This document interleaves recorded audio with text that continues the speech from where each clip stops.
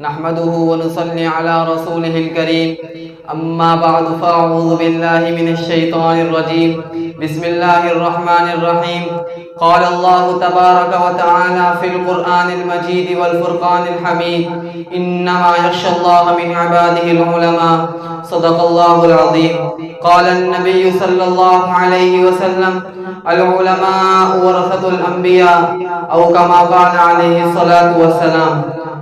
محترم صدر مجلس، اساتذہ کرام اور میرے طلبہ ساتھیوں، السلام علیکم ورحمۃ اللہ وبرکاتہ۔ آج مجھے تحریک پاکستان میں علماء کے کردار کے عنوان پر لب کشائی کرنے کا موقع ملا ہے۔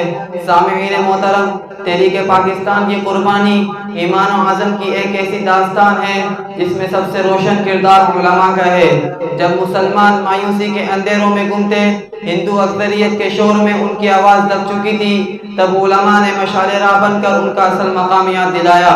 مجدد ملت حضرت مولانا اشرف تھانوی رحمہ اللہ نے فکری رہنمائی کی۔ علامہ شبیر احمد عثمانی اور علامہ ظفر احمد عثمانی نے گلی گلی جا کر دو قومی نظریے کو عام کیا اور بتایا کہ مسلمان ایک الگ قوم ہے، ان کا دین اور مذہب جداگانہ ہے۔ سامعین محترم، 1946 عیسوی کے عام انتخابات میں علماء نے مسلم لیگ کی حمایت کی، جس کے نتیجے میں پاکستان کا خواب حقیقت میں بدل گیا۔ اور پھر وہ تاریخی لمحہ آیا جب 14 اگست 1947 عیسوی کو علامہ شبیر احمد عثمانی نے کراچی میں اور علامہ ظفر احمد عثمانی نے ڈھاکہ میں پاکستان کا پرچم لہرایا۔ الحمدللہ آج ہم آزاد ہیں، تو یہ صرف سیاست دانوں کا نہیں بلکہ ان علماء کا احسان بھی ہے جنہوں نے تحریک پاکستان کو ایمان کی روشنی اور قربانی کی طاقت بخشی۔ سامعین گرامی، پاکستان کا قیام محض ایک سیاسی جدوجہد کا نتیجہ نہیں تھا بلکہ یہ ایک فکری، مذہبی اور تہذیبی تحریک تھی جس میں علماء کا کردار بنیاد کی حیثیت رکھتا ہے۔ برصغیر کے علماء نے نہ صرف مسلمانوں کو بیدار کرنے میں اپنا کردار ادا کیا بلکہ قید و بند، جلا وطنی اور حتیٰ کہ جان کی قربانی دینے سے بھی دریغ نہیں کیا۔ 1857 عیسوی کی جنگ آزادی کے بعد مسلمانوں کو سیاسی و معاشی بدحالی کا سامنا کرنا پڑا۔ اس دور میں علماء نے دینی مدارس قائم کیے اور اسلامی تعلیمات کا سلسلہ جاری رکھا۔ مساجد کے منبر و محراب کے ذریعے مسلمانوں میں دینی و ملی غیرت پیدا کی، مسلمانوں کو اپنی الگ شناخت رکھنے کی تلقین کی۔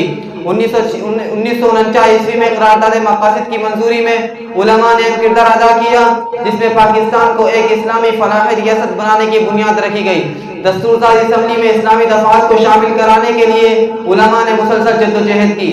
سامعین گرامی، اگر کوئی یہ سمجھتا ہے کہ قیام پاکستان 1940 عیسوی سے 1947 عیسوی تک محض 7 سال جدوجہد کا ثمر ہے تو وہ غلطی پر ہے، کیونکہ یہ 7 سال اس طویل جدوجہد کا منتہائی انجام تھے جو 1857 عیسوی میں ہندوستان کے برطانوی غلامی میں چلے جانے کے بعد شمع حریت کے پروازیں چلائی، جس میں علماء دیوبند کا حصہ تحریک ریشمی رومال، تحریک ترک موالات اور تحریک خلافت سمیت کئی پرجوش تحریکوں کی صورت میں سب سے نمایاں نظر آتا ہے۔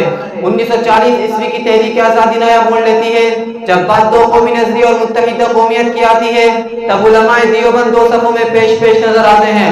1946 عیسوی کے عام انتخابات میں موجودہ خیبر پختونخوا اور مشرقی پاکستان کے صوبہ سلٹ میں تحریک آزادی پاکستان کے علمبرداروں کی کامیابی کا سہرا اگر کسی شخصیت کے نام کیا جائے تو وہ شیخ الاسلام حضرت علامہ شبیر احمد عثمانی ہوں گے، جنہوں نے اپنے شاگردوں کے ہمراہ ان علاقوں میں ذہن سازی کر کے قیام پاکستان کا سنگ بنیاد رکھا۔ پھر چشم فلک نے وہ نظارہ بھی دیکھا کہ 14 اگست 1947 عیسوی کے موقع پر بانی پاکستان قائد اعظم محمد علی جناح مغربی پاکستان میں علامہ شبیر احمد عثمانی سے اور مشرقی پاکستان میں علامہ ظفر احمد عثمانی سے پرچم کشائی کرواتے نظر آتے ہیں۔ سامعین محترم، قیام پاکستان کے بعد امیر شریعت سید عطا اللہ شاہ بخاری پاکستان کے متعلق کہتے ہیں کہ پاکستان ہم نے ہزاروں ماں بیٹیوں کی عصمتیں اور لاکھوں نوجوانوں کا مچلتا ہوا خون پیش کر کے حاصل کیا ہے۔ اس وطن کی خاک مجھے ہر شے سے زیادہ عزیز ہے، اس کی سالمیت اور تحفظ ایمان کا جز ہے۔ واللہ باللہ، اب پاکستان نے جب بھی پکارا میں اس کی حفاظت کے لیے ہر اول دستے کے طور پر پیش رہوں گا۔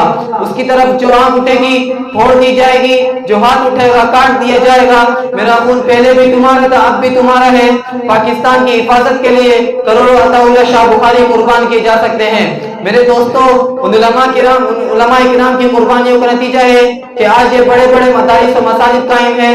الحمدللہ ہم اور آپ ایک ہی سائبان کے نیچے بیٹھ کر قال اللہ و قال رسول کی صدائیں بلند کرتے ہیں. میں آخر میں بس اتنا کہوں گا، زیادہ دن نہیں گزرے یہاں کچھ لوگ رہتے تھے، زیادہ دن نہیں گزرے یہاں کچھ لوگ رہتے تھے جو وہ محسوس کرتے تھے، اعلان کہتے تھے، ہوتا تھا چاند کے گریبانوں میں شمار ان کا، ہوتا تھا چاند کے گریبانوں میں شمار ان کا، قضا سے کھیلتے تھے، وقت کے الزام سے دیتے. وما علینا الا البلاغ.